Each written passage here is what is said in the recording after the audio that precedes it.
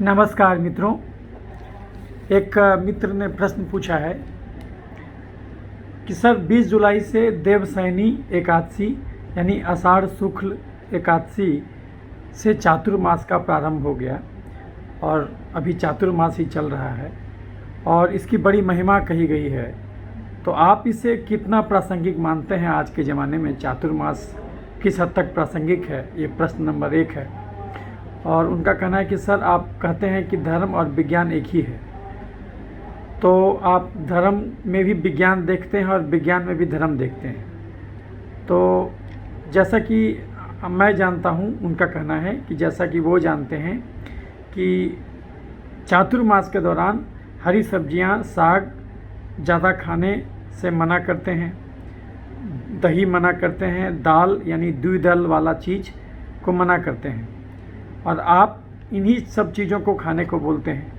आप कहते हैं हरी सब्ज़ी जम के खाइए, दाल पीजिए और दही भी 5 चम्मच रोज़ आप खाने बोलते हैं, हालांकि उससे ज़्यादा आप नहीं बोलते हैं। तो इसमें क्या ये संबंध है और इसमें आपका क्या कहना है कि आखिर सच्चाई क्या है?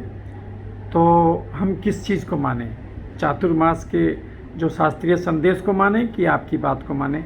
कृपया कर इसको एलोबरेट करें, स्पष्ट करें। तो ये उनका प्रश्न था।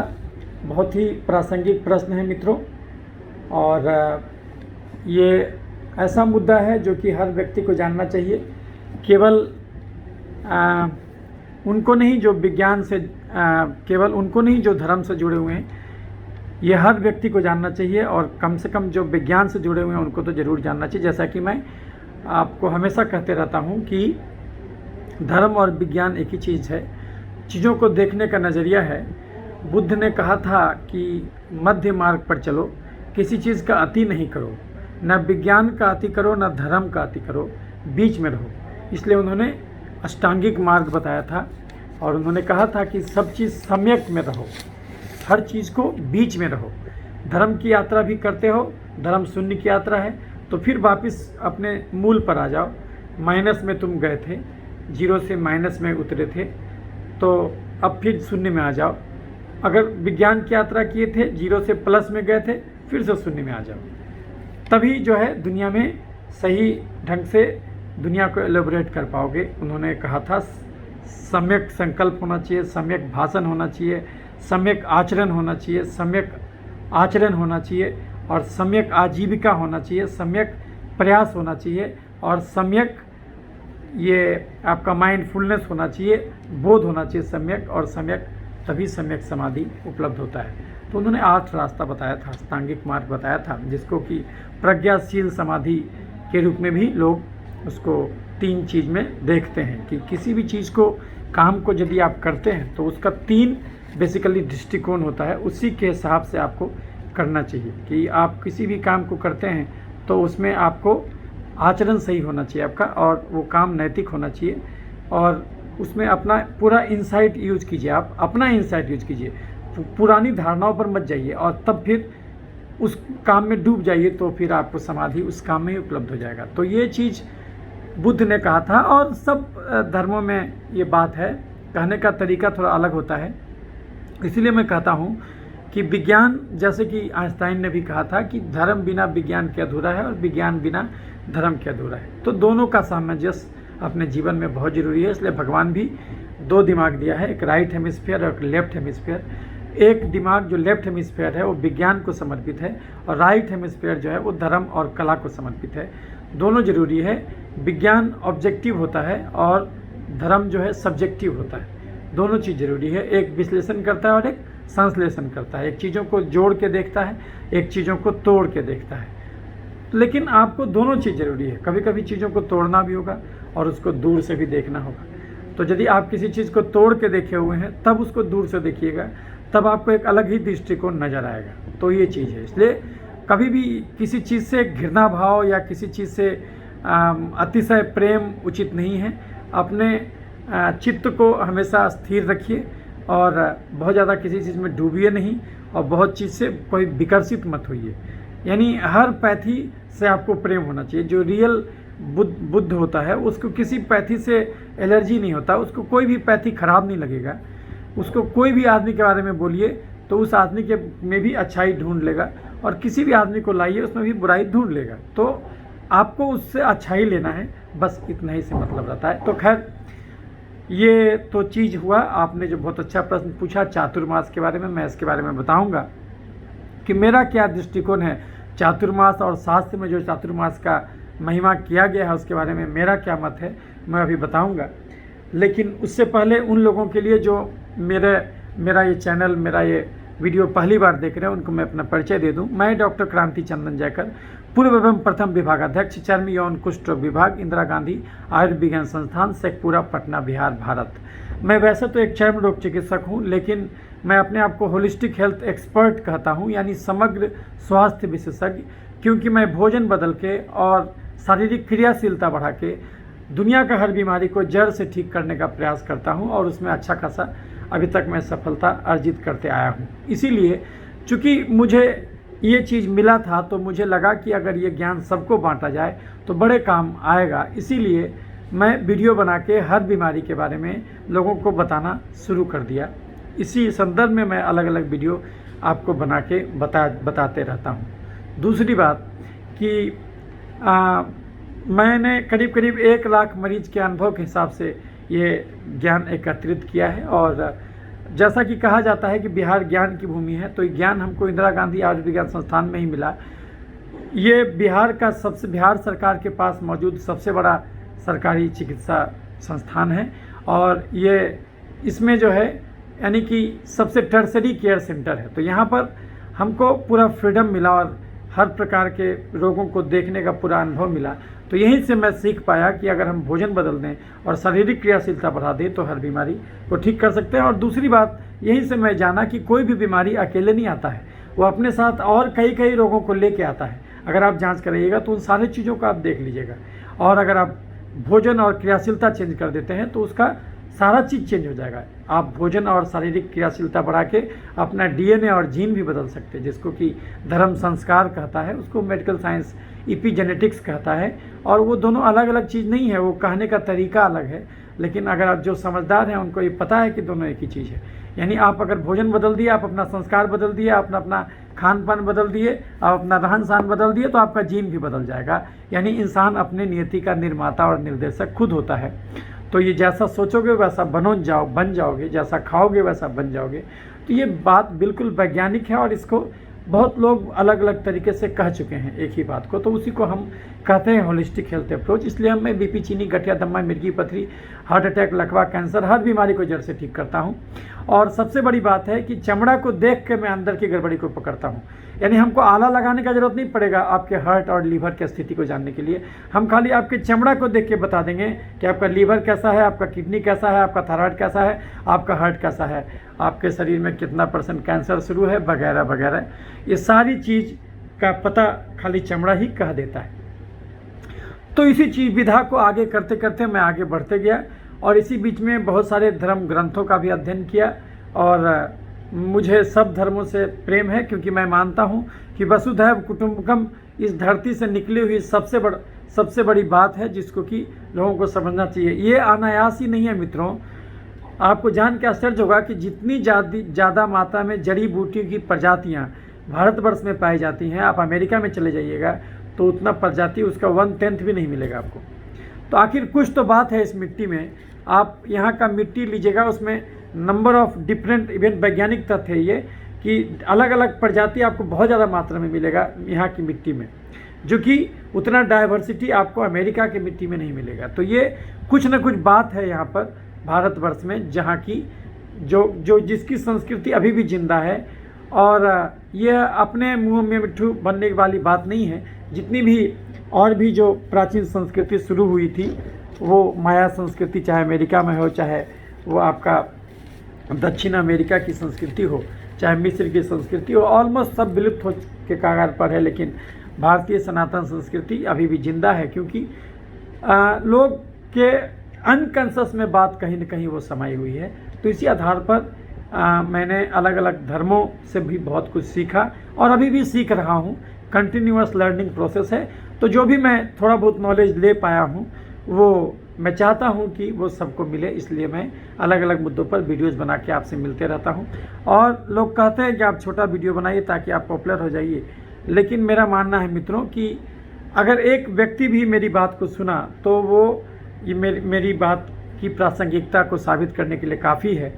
क्योंकि मेरा उद्देश्य ये नहीं है कि मैं किसी प्रकार के बंधन से बंधना नहीं चाहता कि अगर मैं ये सोचूं कि मेरा वीडियो का लाइक मिलियंस में चला जाए और मिलियंस व्यू हो जाए, इसका मतलब ये वीडियो के बंधन में मैं बंध जाऊंगा। तो मैं ये काम किसी बंधन वश नहीं करता हूँ, किसी चीज़ के ये के लिए नहीं करता हूँ। मेरा ये आनंद है और ये वीडियो बनाने में मेरा आनंद है, इसलिए ये मेरे लिए सृजन के समान है, ये मेरे लिए प्रोडक्शन यानी उत्पादन के समान नहीं है।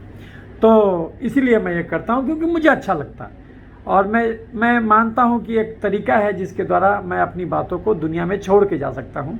तो ये बहुत बड़ी बात है और ये एक परंपरा है, जो ट्रेडिशन है वो जो उसी ढंग से चलते जाएगा। जैसे बुद्ध ने जो पहला उपदेश दिया था मित्रों, कल जो है आपका गुरु पूर्णिमा होगा, उसमें उस दिन बुद्ध ने अपना पहला उपदेश दिया था और ऐसी मान्यता है कि जैन महावीर मुनि ने भी पहला उपदेश इसी दिन दिया था।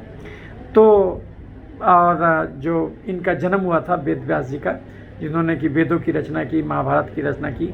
तो खैर ये दिन की बहुत महिमा है। आदि गुरु भगवान शंकर ने पहला उपदेश इसी दिन दिया था, तो इस दिन की बहुत महिमा है। गुरु पूर्णिमा भी इसी चातुर्मास के अंतर्गत पड़ता है।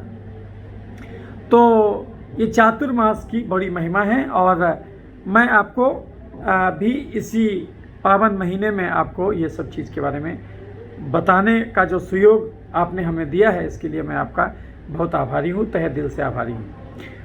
तो अब मैं मूल चर्चा पर आता हूँ। भूमिका थोड़ी लंबी हो गई, अब मैं मूल चर्चा पर आता हूँ। जो आपने प्रश्न किया कि सर जो चातुर्मास का समय चल रहा है और आपने पहले पूछा कि चातुर्मास कितना प्रासंगिक है, और फिर आपने जो शास्त्रों में कहा गया है कि चातुर्मास के दौरान हरी सब्जियां नहीं खानी चाहिए, दही नहीं खानी चाहिए, दूध नहीं पीना चाहिए। और चातुर्मास का जो 4 महीना है, सावन भादो आसीन कार्तिक, तो ये चारों मास का आपको बताया गया है कि भाई चारों मास में क्या क्या नहीं खाना चाहिए। तो सावन के महीने में आपको हरी सब्जियां नहीं खाना चाहिए, फिर भादों में दही नहीं खाना चाहिए, फिर उसका दूध नहीं खाना चाहिए, और इसी प्रकार से आपको अंत कार्तिक में दाल नहीं खाना चाहिए। तो ये बताया गया है। तो आपका जो प्रश्न था कि आखिर जबकि हम तो आपको यही सब खाने बोलते हैं, तो आखिर वो शास्त्र का ज्ञान क्या है और आज उस ज्ञान की क्या प्रासंगिकता है, इसका वैज्ञानिक पहलू क्या है, आध्यात्मिक पहलू क्या है, आपने इसको उजागर करने के लिए मुझसे प्रश्न किया है, तो मैं इसके लिए आपका आभारी हूँ। तो सबसे पहले मैं आता हूँ कि चातुर्मास के बारे में। तो चातुर्मास जैसा कि आप जानते हैं 4 महीना होता है मित्रों, जो कि शुरुआत होता है आपका देवशयनी एकादशी के दिन से। यानी अभी जो 20 जुलाई का दिन बीता, 20 जुलाई का जो दिन बीता वो मंगलवार था। उस दिन जो है कि 2021 है, ये जो साल है, तो किसी और साल में हो सकता है किसी और दिन ये आए, लेकिन 2021 में जो 20 जुलाई बीता वो देवशयनी एकादशी था। एकादशी मतलब शुक्ल पक्ष का एकादशी। एकादशी 2 बार आता मित्रों। किसी भी हिंदू कैलेंडर में 2 पक्ष होता है, कृष्ण पक्ष और शुक्ल पक्ष। तो कृष्ण पक्ष के बाद जो है कि शुक्ल पक्ष शुरू होता है अमावस्या के बाद से, और शुक्ल पक्ष का जो द्वितीय तिथि है उसी दिन से रथ यात्रा शुरू होता है। रथ यात्रा पर भी मैंने एक वीडियो बनाया है, वो आप देख सकते हैं। और वो रथ यात्रा 10 दिन तक चलता है और एकादशी के दिन समाप्त होता है। और जिस दिन समाप्त होता है एकादशी के दिन, उसी दिन से जो है उसको कहते हैं देवशयनी एकादशी। यानी उस दिन से ऐसा माना जाता है कि भगवान विष्णु जो है कि योग निद्रा में चले जाते हैं और सारा शासन व्यवस्था भगवान ब्रह्मा और भगवान शंकर संभालते हैं। तो इसका एक अलग अर्थ है। एक्चुअली धर्म में जो भी बात कहा गया है वो सूत्रों में कहा जाता है, तो कुछ लोग उसको नहीं पकड़ पाते और कुछ लोग उसका मानवीकरण कर देते हैं कि शंकर को भी एक मानव जैसा दिखला देते हैं और जो है कि विष्णु को भी एक मानव जैसा दिखला देते हैं। लेकिन बेसिकली वो समझने का दृष्टिकोण है। आप अगर उसके अर्थ को समझिएगा, उसके मूल बात को समझिएगा, तो बात समझ में आ जाएगा कि बड़ा ही वैज्ञानिक ढंग से ये सब चीज़ कहा गया है। और ये हजारों साल पहले ही कह दिया गया, हजारों साल पहले से चली आ रही ये परंपरा है। और ये परंपरा के अंदर जरूर बहुत ही गहरा विज्ञान छुपा हुआ है, तो उसको समझने की बात है। तो ऐसा क्या है कि इसमें देवशयनी जो होता है एकादशी के बाद से जो है कि बरसात का ऋतु शुरू हो जाता है। बरसात यानी बारिश का मौसम। तो बारिश के मौसम में हवा में मॉइस्चर रहता है और ये समझिए तो प्रकृति की गर्भावस्था का समय है। इस दौरान जो भी है प्रकृति में विनाश भी होता है और जो है कि क्रिएशन भी होता है। तो ब्रह्मा जी क्रिएशन करते हैं और जो है कि शंकर जी विनाश करते हैं। लेकिन जो इसमें चूँकि जब विनाश और जो है कि निर्माण की प्रक्रिया जारी हो तो उस समय जो उसको मेंटेन करने वाले हैं वो कुछ पल के लिए वो अपने योग निद्रा में चले जाते हैं, वो अपना शांत हो जाते हैं और मौन हो जाते हैं और ध्यान की अवस्था में चले जाते हैं। तो कहने का मतलब ये हुआ कि अभी गर्भावस्था का समय है प्रकृति का। प्रकृति में जो बारिश होता है तो प्राणों का संचार होता है। तो जब ह्यूमिडिटी आता है और तो वो हर जगह बारिश होता है तो फिर से धरती लहलहा जाती है और एक अच्छा टेम्परेचर और एक अच्छा ह्यूमिडिटी नसीब होता है। उसके चलते क्या होता है कि नया नया बैक्टीरिया, फंगस, वायरस और वो क्रिएट होता है वातावरण में और उसी के अनुसार नया नया वनस्पति निकलता है दुनिया में।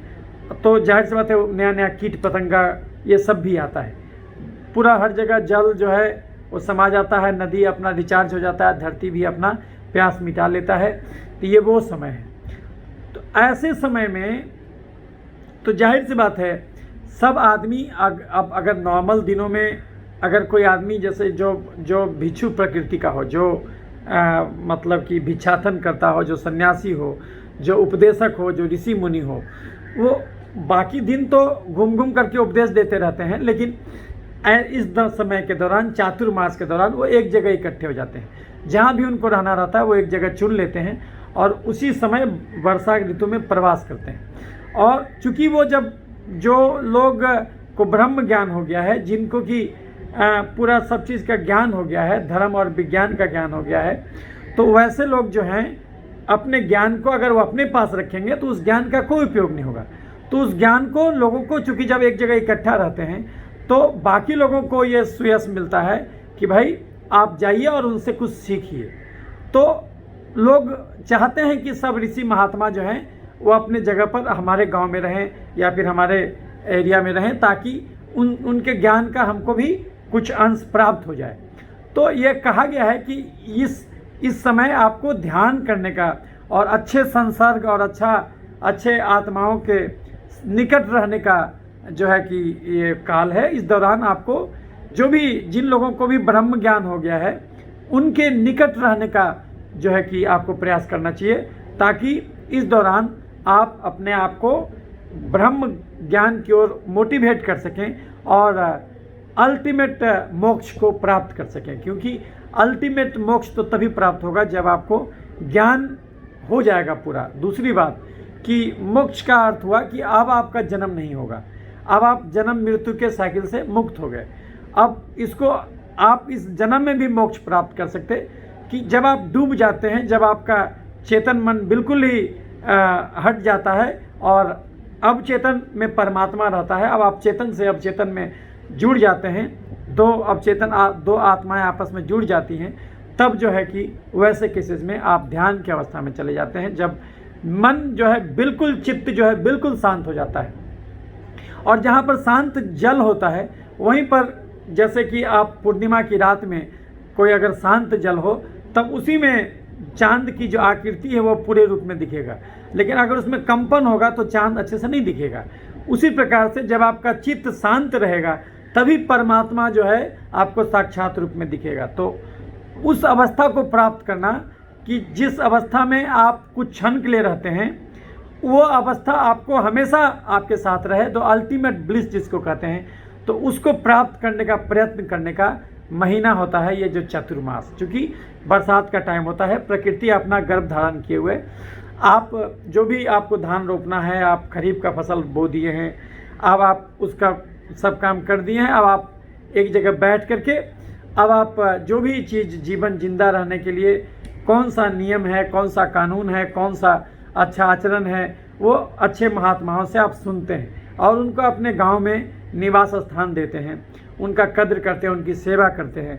तो यही पर्व की महत्ता है। और ये तो सामान्य जन के लिए हो गया, लेकिन जो साधु महात्मा होते हैं, जो भी ऋषि मुनि होते हैं, जो भी जिनको भी ब्रह्म ज्ञान हो गया, जो भी उपदेशक होते हैं, वो निस्वार्थ भाव से अपने सारे ज्ञान को सब लोगों को जो भी जिस ढंग से समझ सकता है उसी रूप में वो उसको बताने का प्रयास करते हैं। इसी चातुर्मास के दौरान, यानी आपको हम बताएं कि आषाढ़ मास के शुक्ल पक्ष के एकादशी यानी 11वां दिन जो है ये से शुरू होता है चातुर्मास, और कब तक रहता है? कार्तिक मास के एकादशी तक ये चलता है। लेकिन अगर आप देखिएगा कि वैष्णव परंपरा में, तो जिस परंपरा में आपके चैतन्य महाप्रभु हुए थे, आपको पता होगा कि 14वीं-15वीं शताब्दी के संत थे ये, जिनका जन्म हुआ था बंगाल में। मैं कभी वहाँ जाऊँगा तो उसका भी ब्लॉग बना के आपको दिखाऊँगा। तो हालांकि मैं एक बार जा चुका हूँ वहाँ पर, लेकिन उस दौरान मैं वीडियो नहीं बनाया करता था। तो फिर नवद्वीप करके एक जगह है बंगाल में, वहाँ पर जाइएगा, वहीं पर उनका जन्म हुआ था और उनकी मृत्यु पुरी में हुई थी। तो मैं जो पिछला वीडियो रथ यात्रा पर बनाया था उसमें भी उनके बारे में बताया था, चैतन्य महाप्रभु। तो जो वैष्णव धर्म के मानने वाले, गौड़ीय वैष्णव बोलते हैं उसको, चूँकि बहुत गोरे रंग के थे वो, तो गौड़ीय वैष्णव जो होते हैं उनके अनुसार चातुर्मास जो होता है वो शुरू होता है गुरु पूर्णिमा से। और वो 4 महीना नहीं मानते हैं, वो 4 पखवाड़ा मानते हैं, यानी कि वो 15 दिन का 4 मास, यानी कि वो केवल 2 महीने का चातुर्मास वो लोग मनाते हैं। और उनका जो शुरू होता है गुरु पूर्णिमा से जो है कि शुरू होता है, जो कि आषाढ़ मास की पूर्णिमा को आता है। और आप वो तो जानते होंगे महीना का, जो आप वो तो जानते होंगे कि हिंदू का जो कैलेंडर है उसमें सबसे पहला महीना होता है चैत्र, उसके बाद बैसाख, तब उसके बाद जेठ, और तब चौथा महीना होता है आषाढ़। और उसके बाद आषाढ़ पूर्णिमा से, यानी आषाढ़ के अंतिम दिन से ये शुरू हो जाता है आपका, जो हम आपको बताएं कि ये आषाढ़ के अंतिम दिन से नहीं, आषाढ़ के अंतिम दिन से 4 दिन पहले, यानी कि एकादशी को, आषाढ़ के शुक्ल पक्ष के एकादशी को ये शुरू हो जाता है ये आपका चातुर्मास। लेकिन कुछ लोगों में के अनुसार ये आषाढ़ पूर्णिमा के दिन भी शुरू होता है, जो कि कल होगा, यानी 24 जुलाई को जो है कि आपका गुरु पूर्णिमा का दिन मनाया जाएगा। और उसी दिन से वैष्णव संप्रदाय में चातुर्मास का शुरुआत माना जाता है। लेकिन ज़्यादातर लोग जो मानते हैं वो मानते हैं कि भाई आपको ये आषाढ़ के एकादशी को, शुक्ल पक्ष के एकादशी को ही शुरू हो जाता है। तो अब जो है इसी में आपको फिर 4 महीना आएगा। और क्या क्या महीना आएगा? सावन, भादो, आश्विन और कार्तिक। यानी कि कल जो है आपका आषाढ़ का पूर्णिमा है 24 जुलाई को, और 25 जुलाई से जो है आपको श्रावण महीना शुरू हो जाएगा। और तो यानी कि अब प्रॉपर बरसात शुरू हो गया। तो ये जो है कि श्रावण, भादो, आश्विन और कार्तिक, ये 4 महीना चलेगा। तो श्रावण जनरली की मतलब वही जो है इस बार तो 25 जुलाई से शुरू हो रहा है, फिर उसके बाद भादो आएगा अगस्त में, और आश्विन आएगा। तो इस जो 4 महीना है, इस दौरान आप देखिएगा कि बहुत सारा आपको पर्व पड़ता है। इस दौरान आपको बहुत सारा पर्व त्यौहार मिलेगा। तो इस दौरान ये जो मंथ है बहुत ही पावन है। तो चूँकि इसमें बहुत सारा आपको पर्व त्यौहार भी पड़ेगा। तो जैसे कि आप जानते हैं कि ये गुरु पूर्णिमा से भादो पूर्णिमा तक को मानते हैं वो लोग गौड़ संप्रदाय वाले। तो वो लोग का चातुर्मास गुरु पूर्णिमा से भादो पूर्णिमा तक ही चलता है। तो ये जो है कि गुरु पूर्णिमा से भादो, तो गुरु पूर्णिमा मतलब आषाढ़ पूर्णिमा, आषाढ़ पूर्णिमा से भादो पूर्णिमा तक ही चलता है। वो लोग 2 महीने का चातुर्मास मानते हैं, गौर वंशीय जो वैष्णव होते हैं। और लेकिन ज़्यादातर लोग ये मानते हैं कि आषाढ़ पूर्णिमा, आषाढ़ एकादशी से कार्तिक मास के एकादशी, शुक्ल पक्ष के एकादशी तक ये चलेगा। तो इसमें कौन कौन सा पर्व आता है वो आप देख लीजिए, क्यों महत्वपूर्ण है, कौन कौन सा पर्व आता है वो देख लीजिए। जन्माष्टमी आता है मित्रों, और जन्माष्टमी आता है कृष्ण पक्ष का, ये भादो मास के कृष्ण पक्ष का 8वां दिन। तो हम आपको कौन कौन महीना बताए, पहले एक महीना इसको फिर से याद कर लीजिए। चैत, बैसाख, जेठ, आषाढ़, ये हो गया एक, ये 5वां महीना हो गया आषाढ़, 6ठा महीना हो गया सावन, 7वां हो गया भादो, उसके बाद 8वां हो गया आश्विन, और 9वां हो गया कार्तिक, और 10वां हो गया जो है कि अगहन, और उसके बाद फिर जो है कि पूष, माघ और फागुन। तो यही जो महीना है, चैत, बैसाख, जेठ, आषाढ़, सावन, भादो, आश्विन, कार्तिक, और जो है कि अगहन, पूस, माघ और फागुन, तो यही महीना होता है मित्रों। और जो वैसे तो नया साल अंग्रेजी कैलेंडर के अनुसार जनवरी से शुरू होता है, लेकिन हिंदू कैलेंडर में नया साल चैत्र महीने से शुरू होता है। तो ये तो आप जानते हैं। तो ये आपका कार्तिक महीना तक में जो चतुर्मास चलेगा, आपको कार्तिक महीना से तक चलेगा, यानी कि ये जो 5वां महीना से 5, 6, 7 और 8, 5वां महीना से 8वां महीना तक में आपको बहुत सारा पर्व त्यौहार आएगा। तो कौन कौन पर्व त्यौहार आएगा? तो अब जैसे कि सावन के बाद आएगा आपको भादो। तो भादो महीना में का जो कृष्ण पक्ष होगा उसका 8वां दिन जन्माष्टमी यानी भगवान कृष्ण का जन्मदिन मनाया जाएगा। और सावन महीना का जो अंतिम दिन होगा, या अभी तो सावन के बाद भादो आएगा तब जन्माष्टमी आएगा, लेकिन सावन महीना का जो अंतिम दिन होगा यानी कि सावन महीना का जो पूर्णिमा होगा उस दिन जो है रक्षाबंधन मनाया जाएगा। तो रक्षाबंधन का त्यौहार, उसके बाद भादो के कृष्ण पक्ष के 8वां दिन जो है आपको जन्माष्टमी मनाया जाएगा। और भादो का जो शुक्ल पक्ष आएगा, भादो का जो शुक्ल पक्ष आएगा उसका जो चतुर्थी आएगा उस दिन गणेश उत्सव मनाया जाता है, गणपति उत्सव मनाया जाता है, तो वो आपको पता है। उसके बाद आश्विन मास आ जाएगा। तो आश्विन मास जब आएगा तो उसके शुक्ल पक्ष का प्रथम दिन से शुक्ल पक्ष का नवमी तक जो है कि वो आपका नवरात्रा मनाया जाएगा। तो आश्विन मास का नवरात्रा जो सबसे कीमती नवरात्रा होता है वो आश्विन मास का नवरात्रा होता है। इसको शारदीय नवरात्र भी कहते हैं। हालांकि आपको पता होगा कि नवरात्र जो है वो 4 बार आता है, 4 गो नवरात्र कहा गया। तो एगो तो आश्विन का नवरात्र जो हमको बताए, उसके अलावे जो है कि चैत्र का नवरात्र होता है, उसके अलावे जो है कि आषाढ़ का नवरात्र होता है, और आषाढ़ में भी नवरात्र जिसको गुप्त नवरात्र कहते हैं मित्रों, वो भी जिसमें कि आपको जितना भी तांत्रिक लोग होते हैं, साधु संत महात्मा, वो लोग इसमें करते हैं, नवरात्र की पूजा करते हैं। तो चैत्र का नवरात्र हुआ, आषाढ़ का नवरात्र हुआ, और आपका कार्तिक का नवरात्र हुआ, और माघ का नवरात्र हुआ। तो ये सब जो है ये करते हैं। और आपको पता होगा कि कार्तिक अमावस्या के दिन जो है आपको दीपावली का पर्व मनाया जाता है। तो ये आपको बहुत सारा पर्व जो है इस दिन आपको पड़ता है, इसमें बहुत सारा आपको पर्व पड़ता है। तो जैसा आपको समझ में आ गया कि तो इसमें आपको दशहरा भी पड़ गया, इसमें नवरात्रा वही पड़ गया, दशहरा पड़ गया, इसमें दीपावली पड़ गया, इसमें आपको गणेश उत्सव पड़ गया, इसमें आपको रक्षाबंधन पड़ गया, इसमें कृष्ण जन्माष्टमी पड़ गया, है ना, और इसमें गुरु पूर्णिमा पड़ गया। तो इतना पर्व जो है आपको इसमें आता है ये हिंदू धर्म में।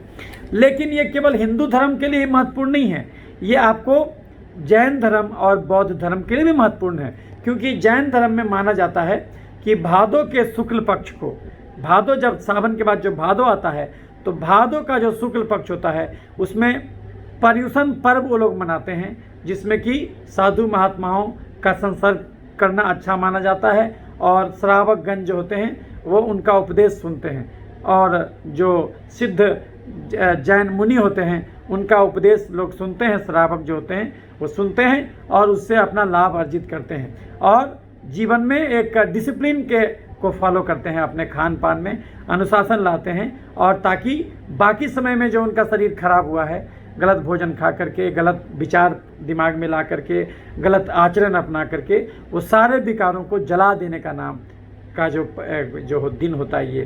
तो इसीलिए इसमें भगवान शंकर जो विनाश करते हैं, तो किसका विनाश करते हैं भगवान शंकर? आपके सारे दुर्गुणों को वो जलाते हैं। तो इसका मतलब ये हुआ। और तो आप देखते हैं कि जैसे कोई भी पेड़ पौधा जब जहाँ तहाँ एक्स्ट्रा ग्रो कर जाता है, तो आप क्या करते हैं? उसका कटाई छटाई करते हैं, ताकि पेड़ पौधा एक सही तरीके से आगे बढ़े। तो कटाई छटाई भी जरूरी है, यानी विनाश भी जरूरी है। बिना विनाश के धरती जो है कि नया जन्म अच्छे से नहीं हो पाएगा, सब विकृत मानवता उत्पन्न हो जाएगा, विकृत जीवन उत्पन्न हो जाएगा। तो उसको बचाने के लिए भगवान शंकर अपना जो है कि रेन ले लेते हैं, अपना शासन काल ले लेते हैं। और अभी जो है भगवान शंकर का शासन काल है। विष्णु जी जो शासन काल चलाते थे, अब 4 महीने के लिए वो शयन में चले गए हैं, योग निद्रा में। तो कहा जाता है कि आषाढ़ मास के एकादशी के दिन, वो देवशयनी एकादशी कहा जाता है। मतलब उस दिन से जो है भगवान विष्णु योग निद्रा में चले गए। और फिर कब उठेंगे वो, उसको बोलते हैं देव उत्थान एकादशी आएगा, फिर कार्तिक के शुक्ल पक्ष के एकादशी को वो उठेंगे। यानी कि जो 5वें महीने में वो सोने चले गए, और 5वां महीना में सोने चले गए तो 5वां, 6ठा, 7वां, 8वां महीना के में वो उठ जाएंगे एकादशी के दिन, वो फिर से उठ जागेंगे, तो उसको देवोत्थान एकादशी कहा जाता है।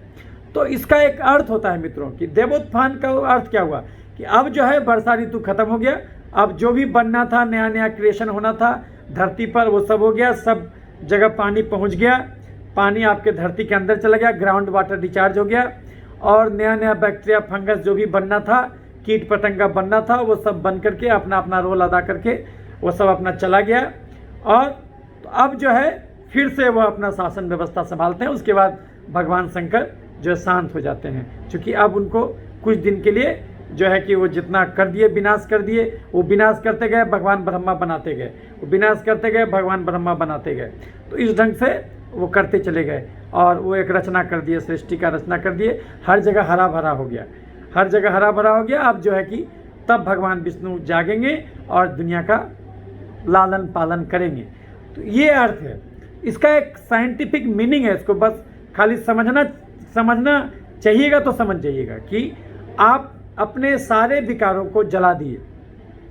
आप जो मान लीजिए 12 महीना होता है, उस 8 महीना में आप जो भी गंदगी एकत्र किए हैं, इस 4 महीने में आप उस सारा गंदगी को ख़त्म कर दिए, अपने आप को पुनर्निर्मित कर दिए, और फिर से रिजुविनेट हो गए, रेनेसेंस हो गया आपका, पुनर्जागरण हो गया आपका, और फिर से जाग करके आप बाकी के 8 महीनों में जो है कि अपना रोज़मर्रा का जीवनचर्या चलाइएगा।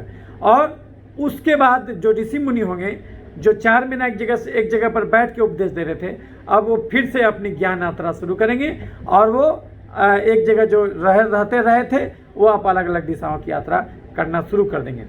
आप इसको ऐसे भी समझ सकते हैं मित्रों कि ऐसा नहीं कि केवल हिंदू धर्म में, जैन धर्म में भी जो पर्युषण पर्व जो मनाया जाता है उसमें भी लोग मुनियों की सेवा करते हैं।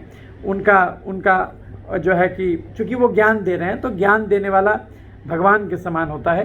तो कहा भी गया कि गुरुर ब्रह्मा, गुरुर विष्णु, गुरुर देवो जो है कि महेश्वरा। तो कहने का मतलब कि ये गुरु जो है आपका जो आपको बनाने वाला है, गुरु आपको मेंटेन करने वाला है, और गुरु आपको आपके सारे विकारों को नाश करने वाला है। तो इस ढंग से जो है देखिएगा, तो जो भी गुरु को आप सोच सकते हैं कि जो आपको ब्रह्म तक की यात्रा करा दे, यानी कि जो पूरा कंसस्नेस है दुनिया जो है, उस स्तर तक आपकी चेतना पहुंच जाए। इंसान की चेतना जो है उसको अपने मूल स्वभाव को नहीं पहचान पाती, उस पर बहुत सारा विकार उत्पन्न होने लगता है, वो अहंकार, वो फॉल्सिफिकेशन होने लगता है उसका, वो गलत चीज़ों को अपना समझने लगता है, वो शरीर को समझ लेता है कि वो शरीर ही है, वो पहचान भूल कर बैठता है। जैसे कि कोई आदमी कहे कि आप ये जो शर्ट पहने हैं ये शर्ट आप ही हैं, ये जो चश्मा लगाए हैं चश्मा आप ही हैं, तो आप कहिएगा नहीं, ये चश्मा हम पहने हुए हैं, चश्मा हम नहीं हैं, ये शर्ट हम पहने हुए हैं, शर्ट हम नहीं हैं। उसी प्रकार से आपकी आत्मा जो है इस शरीर को प्राप्त किए हुए है, ये शरीर आप नहीं हैं।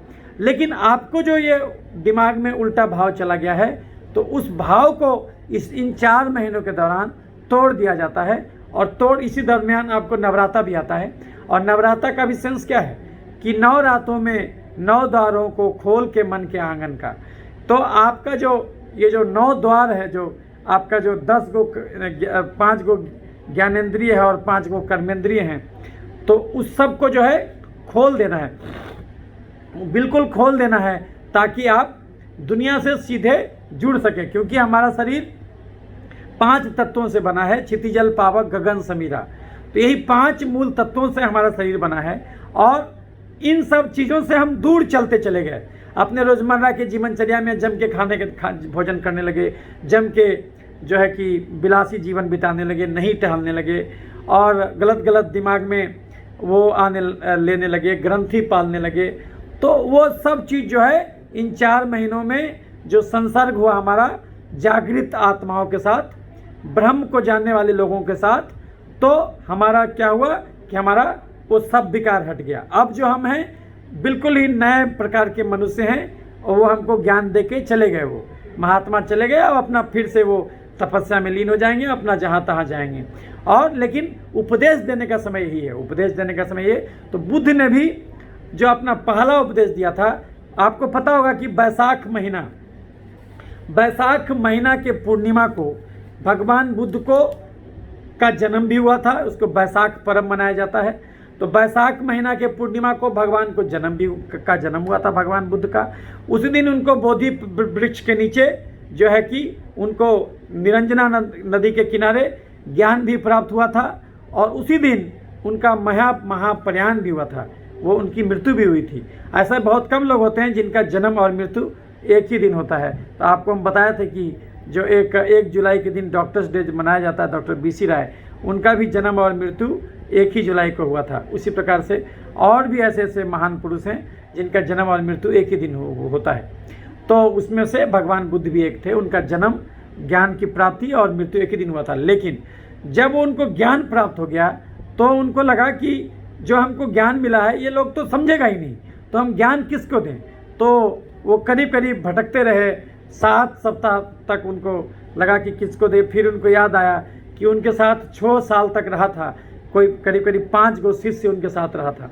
तो जब बुद्ध को ज्ञान प्राप्त हुआ था उसके कुछ दिन पहले, यानी 1-2 महीना पहले जो है, बुद्ध जो है वो अपना जो बहुत कठिन तपस्या करके एकदम हड्डी हो गए थे। तब उनको समझ में आया कि तो ये भी गलत है। इसलिए बुद्ध ने मध्य मार्ग का संदेश दिया कि नहीं, अति गलत है। आप अब बिल्कुल नहीं खाना खा करके बिल्कुल ही 10 गो पाबंदी करके शरीर को सुखा दिए हैं, वो भी ठीक नहीं है। चूँकि जीवन ये भौतिकता भी एक सच्चाई है, उसको आपको स्वीकारना होगा।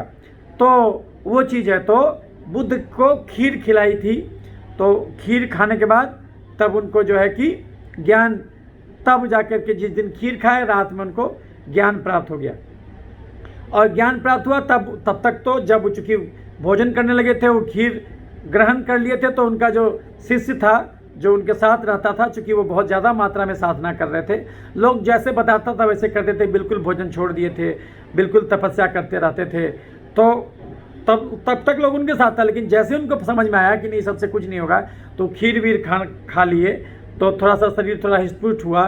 तब फिर जो है कि और वो समाधि में चले गए। उस दिन उनको ज्ञान प्राप्त हुआ। लेकिन उनके साथ जो शिष्य रहता था, उन सबको लगा कि अब तो ये बुद्ध पथभ्रष्ट हो गया, तो वो उनको छोड़ के चला गया।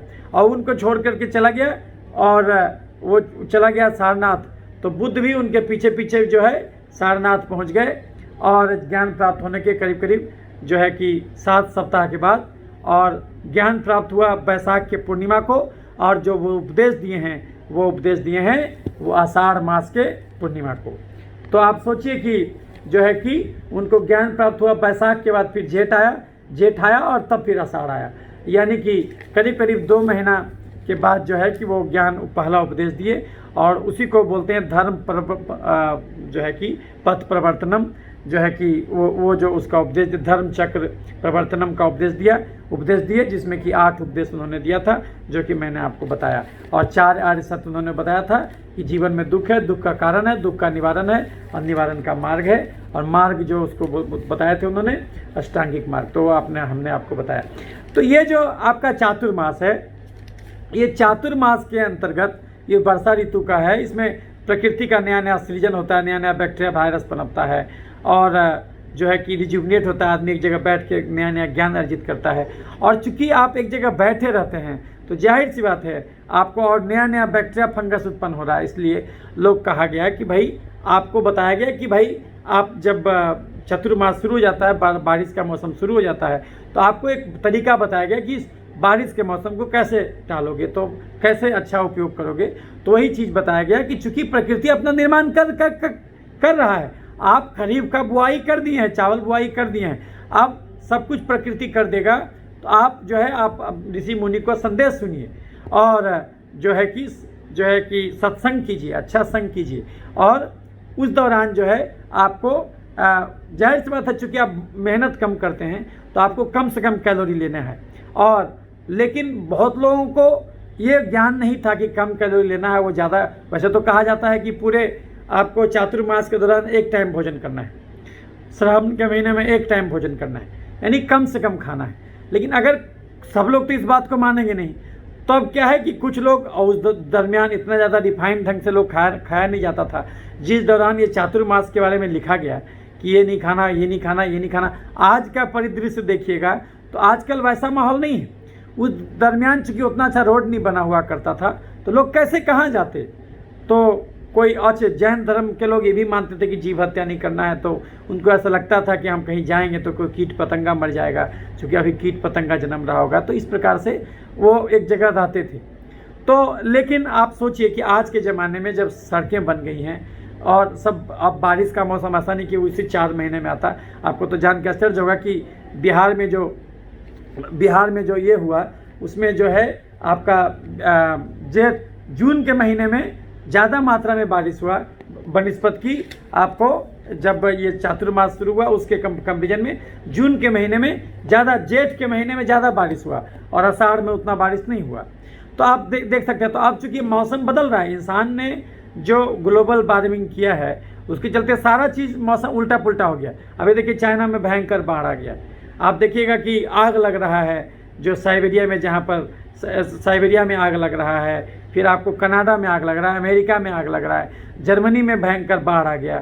तो मौसम बिल्कुल चेंज हो गया। अब चूँकि उसके वजह से, ग्लोबल वार्मिंग की वजह से मौसम बदल चुका है। तो आज के माहौल में आप जो ये चतुर्मास बोल करके उसी महीने को चतुर्मास समझिएगा, तो ये उचित नहीं होगा, है ना। तो आप क्या है कि आप बिल्कुल बदल गया, तो अब आपको उसके अनुसार चलना होगा, उसके अनुसार चलना होगा। हाँ, लेकिन उसका मूल भाव पकड़ लीजिए। मूल भाव ये पकड़ना है कि चतुर्मास हमको ये सिखाता है कि हमको अपने जीवन में संयम रखना होगा, और 8 महीना जो शरीर में गंदगी भरते हैं, चाहे वो मन से, विकार से, भोजन से, आहार से, आचरण से, वो सब विकारों को जला देना है, नाश कर देना है, और जो है कि अच्छा आचरण को अपनाना है, वो चीज़ है।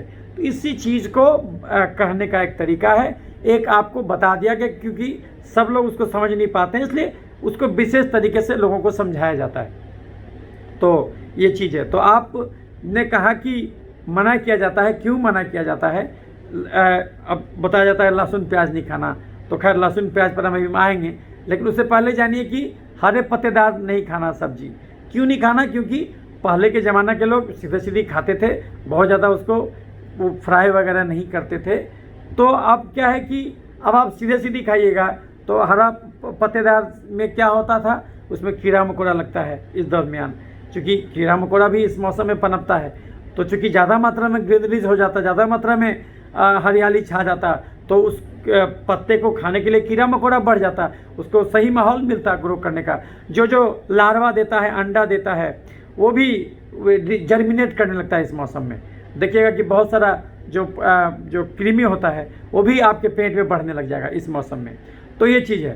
तो अगर आप उस पत्ता को खाइएगा तो क्या होगा, पत्तेदार चीज़ को खाइएगा तो आपके शरीर में ज़्यादा मात्रा में वो जाएगा, आपका ये जो है कृमि बढ़ जाएगा, इन्फेक्शन बढ़ जाएगा। तो ये चीज़ के लिए मना किया जाता है। कुछ नया टाइप का मशरूम भी उत्पन्न होने लगता है, कुछ जो कि हानिकारक होता है, इसलिए मना किया जाता था। लेकिन आज के ज़माने में जब विज्ञान थोड़ा सा तरक्की किया है, तो वैसे केसेस में जबकि आपको पता है कि भाई आप उबाल के खाते हैं, तो आप इस प्रकार का चीज़ को आप 100% नहीं भी मान सकते हैं। उसको अलग तरीके से उसका भाव पकड़िए, एग्जैक्ट उसका जो कह दिया उसको नहीं पकड़िए। और वो उस ज़माने के लिए था जिस ज़माने में उस सब लिखा गया था, वो हज़ारों साल पहले की बात है। तो उस ज़माने का जो माहौल के अनुसार वो कहा गया था। लेकिन आज संदर्भ बदल चुका है। दूसरी बात कि आपको मना किया गया कि अच्छा उसके उस दरमियान लोग मेहनत भी करते थे। आज के दरमियान तो हरा सब्जी अमृत है, क्योंकि जो कम मेहनत, उस दौरान लोग कुदाल चलाते थे, खेत में काम करते थे, यात्रा का साधन कम था, लोग पैदल चलते थे। तो उस दरमियान आलू कोई ख़राब वस्तु नहीं हुआ करता था। आलू का सेवन जो है कि खराब के रूप में नहीं कहा जाता था, उसमें कि भयंकर कैलोरी है। चीनी उस दरमियान खराब नहीं माना जाता था, क्योंकि वो भयंकर कैलोरी था। लेकिन चूंकि वो लोग मेहनत करते थे, आज वो उस आदमी को कहे हैं जो मेहनत करता था। आज का आदमी उतना मेहनत नहीं करता, घर से निकला कि टेम्पू टेकर हाजिर, खुले में शौच रोक दिया सरकार, कम से कम टॉयलेट के नाम पर चलता था, वो कहानी भी खत्म है। तो आज का इंसान चूंकि मेहनत नहीं करता है, इसीलिए आज का इंसान वो भोजन ज़्यादा खाना चाहिए जिसमें फाइबर ज़्यादा हो और डायरेक्ट कार्बोहाइड्रेट कम से कम हो, नॉन डाइजेस्टिबल कार्बोहाइड्रेट हो, यानी वो कार्बोहाइड्रेट जिसका पाचन क्रिया आपका इंटेस्टाइन नहीं कर पाता, उसको सेलुलोज कहते हैं, तो उसका पाचन क्रिया आपके शरीर में नहीं हो पाता है, तो वो आपके लिए फाइबर का काम करता है। और ये फाइबर आपके आंत में अलग अलग प्रकार का बैक्टीरिया उत्पन्न करता है और ये बैक्टीरिया आपके शरीर की प्रतिरक्षा प्रणाली के लिए बैकबोन होता है। तो यानी आप जो भी हरा सब्जी खाते हैं, सलाद खाते हैं, खीरा टमाटर, तो ये आप अपने शरीर में बेसिकली बैक्टीरिया के लिए खाते हैं, ये बैक्टीरिया उसको खाता है और आपके शरीर की रक्षा करता है। आपके शरीर में अच्छा बैक्टीरिया भी है, खतरनाक बैक्टीरिया भी है, तो जब अच्छा बैक्टीरिया आपका ज़्यादा बढ़ जाएगा फाइबर खाने से, तो खराब बैक्टीरिया जो है आपके शरीर में को उसको अपने ही लड़के शांत कर देगा, तो आपके इम्यून सिस्टम को एनरिच करेगा। यानी उस ज़माने में किस आदमी को कहा गया जो मेहनत करता था, आज के आदमी को के संदर्भ में वो बात, आज का आदमी अगर मेहनत नहीं करता है, बहुत कम करता है, तो वैसे केस में आपको, अगर आप हरा सब्जी छोड़ के आलू खाइएगा तो वो आपके लिए नुकसान करेगा। और आज के डेट में जो आप हरा सब्जी खा रहे हैं, जाहिर सी बात है साफ़ सफाई करके खा रहे हैं और उसको बॉयल करके खा रहे हैं, तो उसमें जो भी कीट पतंगा होगा वो मर जाएगा, वो आपको नुकसान नहीं करेगा। तो हरा सब्जी जम के खाना है। जहाँ तक बात उठता दाल का, तो दाल को मना किया गया। द्विदल जो है, आपको देखिएगा कि जो पुराण में कहा गया कि जब चातुर्मास आए तो उसमें द्विदल वाला, जो जिसका 2 गो दल होता है, वो नहीं खाना। तो जबकि दाल आपको जम के खाना होगा आज के ज़माने में। वो उस ज़माने के आदमी को कह रहे हैं जो मेहनत करता था। आज का आदमी मेहनत उतना नहीं करता, तो आज के आदमी को दाल अमृत है, दाल आपको खाना चाहिए, है ना, दाल खाना चाहिए। तो ये चीज़ है, तो वो बात है। और दही जो है, हम आपको 5 चम्मच खाने बोलते हैं, हम आपको बहुत ज़्यादा दही खाना नहीं बोलते हैं। तो 5 चम्मच दही खाइए, और दही में लाइव बैक्टीरिया होता है जो ज़रूरी होता है शरीर के लिए, तो आपको बेसिकली प्रोबायोटिक है, तो ये जो है तो वो ज़रूरी है आपके लिए, तो वो आपको खाना चाहिए।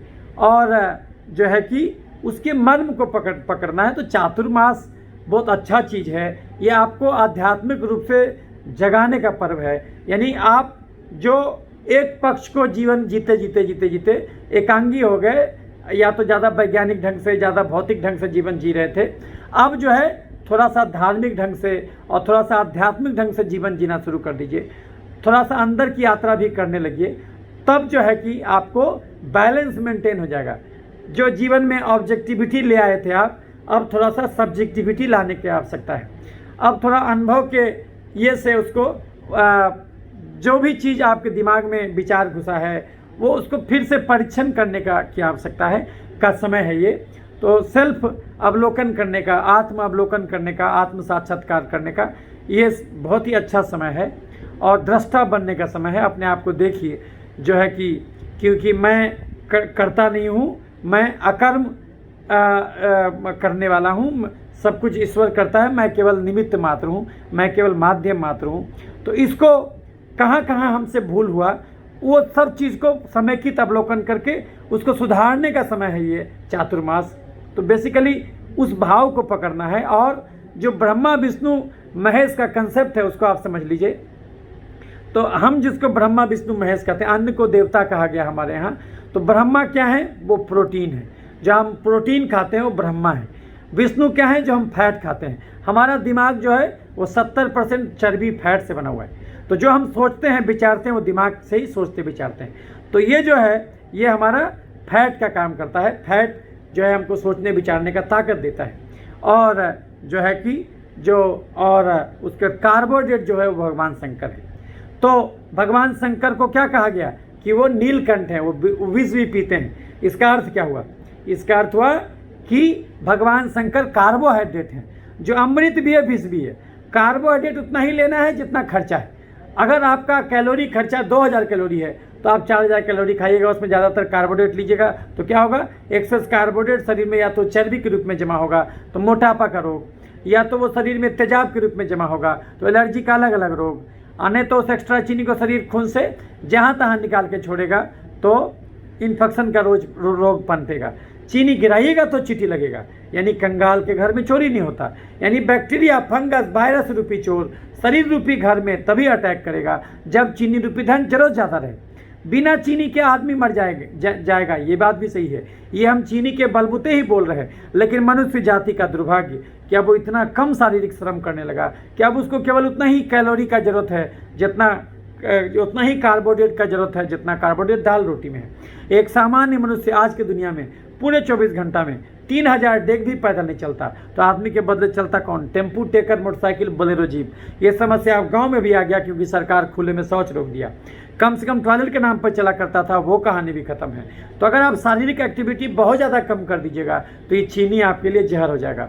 यदि आप अपना गाड़ी 24 घंटा में 2 ही किलोमीटर चलाइएगा तो ये पेट्रोल गाड़ी के लिए जहर हो जाएगा। जो काम गाड़ी में पेट्रोल का है वो भी हाइड्रोकार्बन है, वही काम शरीर में चीनी यानी कार्बोहाइड्रेट का है वो भी हाइड्रोकार्बन है। गाड़ी मजबूत होगा लोहा से, शरीर मजबूत होगा प्रोटीन से, तो प्रोटीन और फाइबर जम के खाइए और चीनी खाना छोड़ दीजिए। तो छोड़ दीजिए चीनी, चावल, आलू, खस्सी का मांस, मीठा फल, दूध, मैदा। छोड़ दीजिए chips, chocolate, ice cream, cold drink, मिठाई, समोसा, पिज्जा, बर्गर, चूड़ा का भुंजा, मूढ़ी का भुंजा, मकई का भुंजा, गाजर, चुकंदर, छोहाड़ा, किशमिश, खजूर, देसी मुर्गा, खस्सी का मांस, बड़ा मछली, हॉर्लिक्स, कम्प्लान, बोर्नवीटा, खिचड़ी, खीर, ग्लूकोन डी, पूस का पिट्ठा, कुकर का चावल, सेवई, साबूदाना, मखाना, पानी, फल, सिंघाड़ा। इसमें से आप जो भी हाई कार्बोहाइड्रेट डाइट लेते हैं ये खाना छोड़ दीजिए। तो फिर ये सब खाना भगवान क्यों बनाया? ये खाना भगवान उस आदमी के लिए बनाया जो 8 घंटा कुदाल चलाता हो खेत में, जो 8 घंटा पीठ पर बोझा ढोता हो, या फिर जो 8-8 घंटा पैदल चलता हो। तो जो आदमी केवल 8 घंटा बैठ के प्रवचन दे, या फिर जो आदमी 8 घंटा खाली बैठ के प्रवचन सुने, तो वो आदमी क्या भूखे रहना चाहिए? नहीं। दाल रोटी खाओ, प्रभु के गुण गाओ। अगर मंदिर में बैठ के खाली झाल बजाना यानी बुद्धि के मार्ग से ईश्वर को पाना, ज्ञान के मार्ग से ईश्वर को पाना, लेकिन जो है कि मेहनत यानी श्रम के मार्ग से ईश्वर को नहीं पाना, बुद्धिजीवी का जीवन जीना, श्रमजीवी का नहीं, तो दाल रोटी खा के रहो। लेकिन दाल रोटी बोला गया, रोटी दाल नहीं, यानी 70% भोजन दाल और 30% भोजन ही रोटी से आएगा। तो 1 कटोरा गाढ़ा मिक्स दाल सवेरे, 1 कटोरा गाढ़ा मिक्स दाल दोपहर और 1 कटोरा गाढ़ा मिक्स दाल रात में पीजिए। भोजन में पहले दाल घुसाइए, पहला भोजन होगा दाल। दाल पी के अगर पेट भर गया तो रोटी सब्जी मत खाइए, पहले दाल पी लिए, उसके बाद 1 प्लेट खीरा टमाटर खाइए। लेकिन ज़मीन के नीचे उगने वाला गाजर, चुकंदर, मुरई, शलजम, प्याज नहीं खाना। अगबे हरा सब्जी खाना, और जो है कि पहले दाल पी लिए फिर 1 प्लेट खीरा टमाटर खा लिए। आधा ज़्यादा पेट उसी से भर गया तो अब हमारे पेट में जगह कम बचा। अब हम 24 घंटे में केवल 3 रोटी खाएंगे, 1 सुबह, 1 दोपहर, 1 रात। 3 रोटी से पेट नहीं भरा तो दाल अनलिमिटेड, हरा सब्जी अनलिमिटेड, अंकुरित चना, मूंग अनलिमिटेड, खीरा टमाटर अनलिमिटेड। घड़ी देख के 2 घंटा रोज टहलिए, बिना काम के चलिए। अगर ऐसा नहीं कीजिएगा तो ना केवल चमड़े का बीमारी तंग करेगा, नहीं चेतिएगा तो आगे चल के बीपी होगा, चीनी होगा, थायराइड होगा, खून में तेल बढ़ेगा, खून में यूरिक एसिड बढ़ेगा, गठिया यानी जोड़ों में दर्द, घबराहट, बेचैनी, अनिद्रा, मिर्गी, पागलपन, मुंह में छाला, फैटी लीवर, कब्ज, गैस, बवासीर, पथरी, पेशाब का इन्फेक्शन, टॉन्सिलाइटिस, साइनोसाइटिस और दम्मा। महिलाओं में मासिक का गड़बड़ी, धात का समस्या, छाती का गिल्टी, बच्चा निठारना, पुरुषों में प्रोस्टेट का गड़बड़ी, नपुंसकता, dengue, malaria, typhoid, chicken pox, hepatitis B, HIV, tuberculosis, leprosy, corona virus, और अंत में जाके हार्ट अटैक, लकवा और कैंसर भी धरे, लीवर और किडनी भी फेल हो जाए तो भी आश्चर्य कितनी होना चाहिए कि कहा ऐसा हो गया। तो अंत में सारांश सुन लीजिए, हम 1 लाख मरीज के अनुभव से क्या सीखे? यही सीखे कि इस धरती पर कोई भी रोग छो ही कारण से होता। नंबर 1, ज़्यादा चीनी खाना, यानी ज़्यादा कार्बोहाइड्रेट और ज़्यादा फैट, ज़्यादा कैलोरी वाला भोजन करने से बीमारी होता। नंबर 2, कम फाइबर, कम प्रोटीन खाने से बीमारी होता। तो चीनी, चावल, आलू, खस्सी का मांस, मीठा फल, दूध, मैदा, हाई कार्बोहाइड्रेट डाइट बंद कर दीजिए, और कम फाइबर, कम प्रोटीन खाने से बीमारी होता। तो 1 कटोरा गाढ़ा दाल सुबह दोपहर रात पीजिए, 1 प्लेट खीरा टमाटर सुबह दोपहर रात खाइए, 1-1 प्लेट भर थाली हरा सब्जी सुबह दोपहर रात खाइए, और केवल 3 रोटी खाइए, 1 सुबह, 1 दोपहर, 1 रात। चावल पसंद है तो सप्ताह में 3 दिन खा सकते हैं। कौन सा चावल? उसना चावल, मार निकाला हुआ तसला वाला, लेकिन अरबा चावल और पॉलिश्ड राइस नहीं खाइएगा। जो देखने में सुंदर लगे वो चावल नहीं खाना, जो इसमें कि ऊपर का छाली, ऊपर का खोल ब्राउन उसी में सटा रहे, तो ब्राउन राइस खाना, और वो खाना उसना चावल, मार निकाला हुआ तसला वाला चावल खाना, लेकिन कुकर का चावल नहीं खाना। खिचड़ी नहीं खाना क्योंकि खिचड़ी में मार अंदर रह जाता, जितना चीनी चाशनी में होता उतना ही चीनी मार में होता। तो दुनिया में कोई भी बीमारी छो ही कारण से होता, ज़्यादा कार्बोहाइड्रेट, ज़्यादा फैट, ज़्यादा कैलोरी का भोजन करना। नंबर 2, कम फाइबर, कम प्रोटीन खाना। तो दाल बढ़ा दीजिए, हरा सब्जी बढ़ा दीजिए, अंकुरित चना, मूंग बढ़ा दीजिए। 2 घंटा भी रोज नहीं टहलने से बीमारी होता। घड़ी देख के 2 घंटा रोज टहलिए। कम से कम आधा घंटा भी चमड़े को धूप नहीं दिखाने बीमारी होता। धूप में निकलिएगा तो विटामिन डी पैदा होगा, यानी कि धूप सूर्य का अंश भी आपको मिलेगा, क्योंकि सूर्य भी आपके शरीर को बनाने का एक अंश है।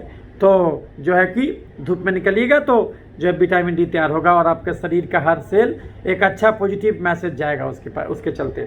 जो धूप का जो अच्छा गुण होता है वो विटामिन डी के रूप में आपके शरीर एक एक सेल में जाता है और सेल को रिजुविनेट करता है, उसको तेजस प्रदान करता है। जो आयुर्वेद में कहा गया तेजस, वो प्रदान करता है। जहाँ जहाँ म्यूटेशन होगा वो सब जा करके उस म्यूटेशन को, खराब म्यूटेशन को ठीक कर देगा।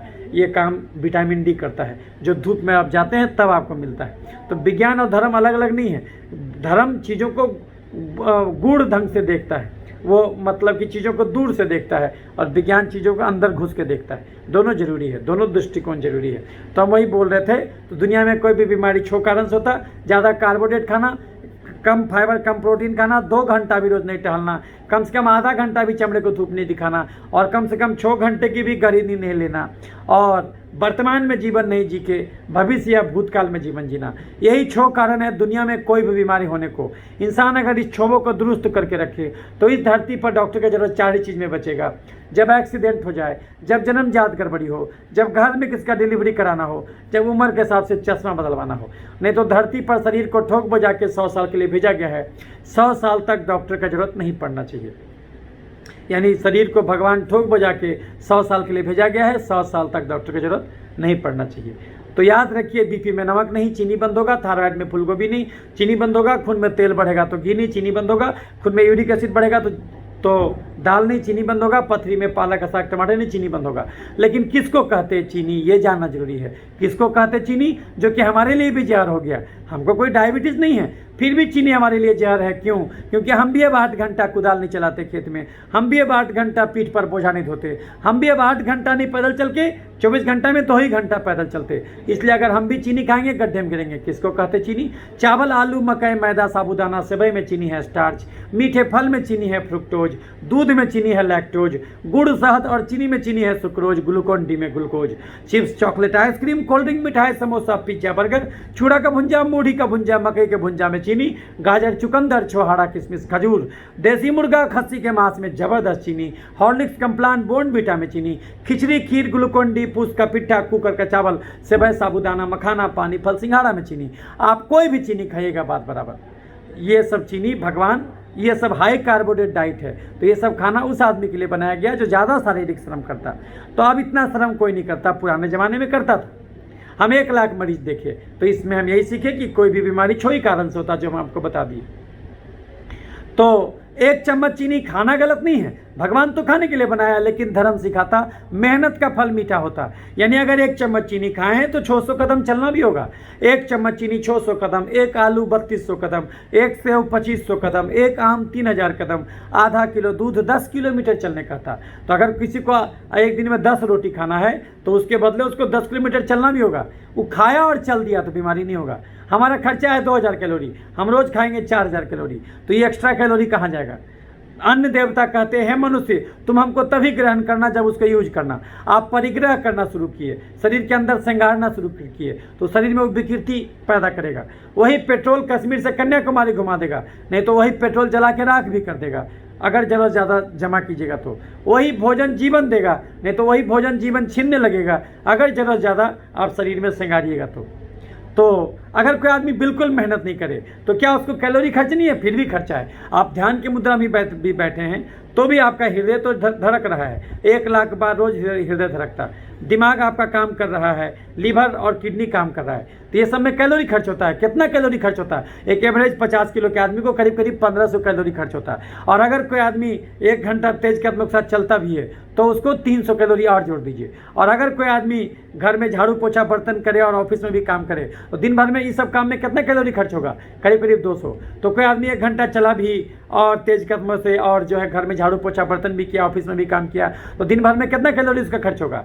300 प्लस 200 प्लस 1500, यानी केवल 2000 कैलोरी। लेकिन अगर किसी आदमी को चीनी, चावल, आलू, खस्सी का मांस, अगर किसी आदमी को बीपी, चीनी, थायराइड, गठिया, दमा, मिर्गी, पथरी हुआ, इसका मतलब वो कम से कम 3 से 4000 कैलोरी खा रहा होगा। और खाली कैलोरी मेंटेन करने से नहीं होगा। आप कैलोरी, आप सपोज कीजिए आपका खर्चा 2000 कैलोरी है, आप 2000 कैलोरी खाए और एगो कोका कोला का कैन पिए। एक कैन में जो है कि करीब 200 कैलोरी होता है, हम 10 गो कैन पी जाएं तो जो है कि ऐसा नहीं कि हम बच जाएंगे, क्योंकि हम 2000 कैलोरी ही लिए जितना हमारा खर्चा है, लेकिन उतना कैलोरी हम खाली कार्बोहाइड्रेट से लिए। तो आपको प्रोटीन भी खाना होगा, फाइबर भी खाना होगा, फैट भी खाना होगा और सबसे कम मात्रा में कार्बोहाइड्रेट खाना होगा ये। और लेकिन टोटल कैलोरी को 2000 से क्रॉस नहीं करने देना है।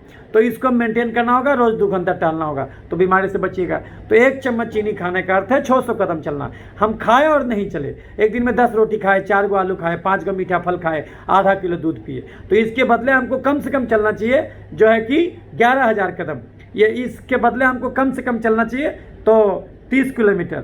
लेकिन हम ये सब खाए और चले 2 ही किलोमीटर, तो शरीर एक दिन ज़्यादा खाने से बीमारी नहीं होगा। हम रोज़ का रोज़ ज़्यादा खाएंगे तो शरीर एक्स्ट्रा कैलोरी को क्या करेगा, या तो उसको चर्बी बनाएगा तो मोटापा का रोग, या तो उसको एलर्जी यानी तेजाब बनाएगा तो एलर्जी का अलग अलग रोग, आने तो उस चीनी को खून से निकाल के जहाँ तहाँ छिड़केगा तो इन्फेक्शन का रोग। तो अगर उसको चर्बी बना के तोन में जमा कर दिया कोई दिक्कत नहीं, लेकिन जब उसको खून की नली में जमा करेगा तो बीपी का रोग, हार्ट की नली में जमेगा तो हार्ट का अटैक, दिमाग की नली में जमाएगा लकवा मार देगा, यहाँ जमा करेगा तो थायराइड का बीमारी, लीवर में जमा करेगा तो फैटी लीवर, कब्ज, गैस, बवासीर, पथरी, प्रोस्टेट का गड़बड़ी, ओवरी का गड़बड़ी, किसी नस का गड़बड़ी, मानसिक रोग। तो चर्बी जमने से शरीर एक्स्ट्रा चीनी को तेजाब भी बनाता, वो तेजाब जहाँ जाएगा उसको गलाएगा। सांस की नली में तेजाब गया टॉन्सिलाइटिस, साइनोसाइटिस, दमा, खांसी, निमोनिया, जोड़ में तेजाब गया गठिया आर्थराइटिस, चमड़े में तेजाब गया तो एक्जिमा, सोरोसिस, सफेद दाग, जुड़पित्ती, छाई, पिंपल, लीवर में तेजाब गया तो जॉन्डिस। तेजाब एक जगह जमा हो गया तो कैंसर करा देगा। तो सब का सब चीनी शरीर चर्बी और तेजाब नहीं बनाता, कुछ एक्स्ट्रा चीनी को शरीर खून से निकाल के जहाँ तहाँ छिड़कता। तो यदि आपके पसीने में रोज का रोज चीनी छिड़का जाएगा तो ऐसा दिनाय पकड़ेगा, ऐसा फंगस पकड़ेगा, ऐसा बैक्टीरिया का बलतोड़ पकड़ेगा, ऐसा वायरस का चिकन पॉक्स पकड़ेगा जो ठीक ही नहीं होगा। यदि आपके लार में रोज का रोज चीनी छिड़का जाए तो ऐसा कोरोना वायरस पकड़ेगा, ऐसा ब्लैक फंगस पकड़ेगा, ऐसा जो है कि ये टीबी का बैक्टीरिया पकड़ेगा जो ठीक ही नहीं होगा। यदि आपके हाथ में ज़्यादा चीनी हो तो ऐसा कीड़ा मकोड़ा अंदर उत्पन्न होगा, ऐसा कृमि पैदा होगा जो ठीक ही नहीं होगा। चिनिया गिरेबा तो चिटिया लागबे करी, यानी बीमारी गंदगी से नहीं, बीमारी जरूरत ज़्यादा खाए गए चीनी से होता। सरकार उल्लू बना रहा स्वच्छता अभियान में, अरबों रुपया खर्च कर रहा, कंगाल के घर में चोरी कभी नहीं होता। तो कहने का अर्थ हुआ कि अब आप समझ में आ गया कि चूँकि उस दौरान का आदमी को ज़रूरत से ज़्यादा मेहनत करता था, तो इसीलिए उस दरमियान में लोग इतना वैज्ञानिक ढंग से लोग बात नहीं करता था जैसे हम बात किए। उस दौरान लोग सूत्र में बात करता था। आपको हर महीने देखिएगा, हिंदू धर्म का कैलेंडर देख लीजिए आप, हर महीने आपको 3-4 गो मिल जाएगा कि उपवास कीजिए, उपवास कीजिए, उपवास कीजिए। यानी हर महीने आपको शुद्ध करने के लिए वो आ रहा है कि अगर हम किसी महीने ज़्यादा कैलोरी खा लिए तो एक दिन कम से कम कैलोरी खा के उपवास करके व्रत तोड़िए। लेकिन हम लोग उपवास करके जम के फल खाने लगते, तो एक सेव में इतना कैलोरी है कि उसके बदले आपको चलना चाहिए कम से कम जो है 2000 कदम। आप 10 गो सेव खा लिए एक दिन उपवास तोड़ के, तो फिर नुकसान कर जाएगा, वो फिर नुकसान कर जाएगा। हम लोग को जो बताया जाता तामसी भोजन, राजसी भोजन, सात्विक भोजन, तो नहीं, वो क्वांटिटी भी इंपॉर्टेंट है। आप कहने के लिए कि फल तो सात्विक भोजन है और जरूर ज़्यादा खा लीजिए बीमारी आ जाएगा उससे, तो इस बात को समझना होगा, इस बात को समझना होगा। तो पुराने ज़माने में भी कुछ लोग तामसी थे, राजसी थे, सात्विक थे, और आज भी कुछ लोग सात्विक हैं, तामसी और राजसी हैं। ये हर जमाने में लोग रहते हैं। तो ऐसा कुछ सतयुग और कलयुग ऐसा नहीं होता कि जो है कि सतयुग में कोई था ही नहीं, ऐसा थोड़ी है। जब राम थे उसी समय रावण था, जब कृष्ण थे उसी समय कंस था। तो इसलिए ये मत कहिए कि उस ज़माने में राम राज्य था तो ऐसा कुछ विकृति नहीं था, वो सब आज के ज़माने में भी है। वो आपका नेचर है, वो आपका भाव है। तो हर आदमी के अंदर राम रहता है, हर आदमी के अंदर रावण रहता है, वो कोई नया चीज़ नहीं है। तो उस चीज़ को समझना है कि आप कितना कैलोरी घुसाएं और कितना निकालें हैं, इसका बैलेंस मेंटेन करना है। एक्स्ट्रा कोई भी ग्रंथि मत पालिए, जितना घुसाएं उतना निकाल दीजिए। किसी का दिया हुआ कोई आपको गाली दे रहा है, आप नहीं लीजिएगा तो गाली आपको कैसे मिलेगा, गाली आपको नहीं मिलेगा। उसी प्रकार का चीज़ है। तो कोई आदमी ना आपको सुखी कर सकता है, कोई आदमी ना दुखी कर सकता है, ये बिल्कुल व्यक्तिगत घटना है। तो इन सब चीज़ों को बताने के लिए जो है कि ये बनाया जाता था। तो आज के संदर्भ में अगर आप सोचिएगा तो आज के संदर्भ में उसका भाव, चातुर्मास का भाव बहुत प्यारा है। उस भाव को जरूर पकड़िए कि इस दौरान जो है कोई भी गड़बड़ चीज़ नहीं खाइए, ज़्यादा तामसी चीज़ नहीं खाइए। ये चीनी, चावल, आलू, खस्सी का मांस, मीठा फल, दूध अवॉइड कीजिए, तो वो तो हर मौसम में अवॉइड कीजिए। दाल जम के पीजिए, हरा सब्जी जम के खाइए, और घड़ी देख के 2 घंटा रोज़ टहलिए। तो चीनी और संक्रमण एक ही सिक्के का 2 पहलू है। इधर से देखिएगा तो चीनी नजर आएगा, इसी से देखिएगा तो इधर से देखिएगा तो संक्रमण नजर आएगा। और इधर से देखिएगा तो सुख नजर आएगा। हम सुर सुरा और सुंदरी का चस्का लग गया तो मज़ा तो बहुत आया, लेकिन उल्टा देखिएगा तो आपको दुख नजर आएगा, उसके बाद फिर बीमारी धरेगा। तो वही चीज़ है। तो सुख और दुख एक ही सिक्के का दो पहलू है, संक्रमण और चीनी एक ही सिक्के का दो पहलू है। तो मेहनत करके तो आप खा सकते, लेकिन बिना मेहनत के खाइएगा तो बीमारी हो जाएगा। तो ये इस चीज़ को समझना है। तो भाव को पकड़िए, क्योंकि जाहिर सी बात है वो समय काल अलग था, लेकिन कुछ चीज़ है जो मूलभूत चीज़ है वो कभी नहीं बदलता। तो उस चीज़ को समझना है कि उसका जो भाव है उस भाव को पकड़ लीजिए। और भाव ये है चतुर्मास का कि आप जो भी 8 महीना में शरीर में गंदगी बनाए हैं, मन में गंदगी बनाए हैं, आत्मा में गंदगी बनाए हैं, वो सारे गंदगी को ख़त्म कर दीजिए और परमात्मा को शुद्ध रूप में निहारिए। भगवान और परमात्मा ऐसी वस्तु नहीं है जो कि हमको दूर कहीं जाके खोजना है, वो आपके अंदर ही है। कस्तूरी मृग बसे, वो कस्तूरी आपके मृग के अंदर ही है। बस आप जो गलत जो पहचान बना लिए हैं, अपनी आत्मा का पहचान आप खो करके शरीर को ही अपने आप को समझ लिए हैं। तो इस चीज़ को समझना है और इसको समझना है कि ये हम नहीं हैं। और ये बार बार आपको ऐसा भ्रम होगा, बार बार ऐसा इग्नोरेंस होगा।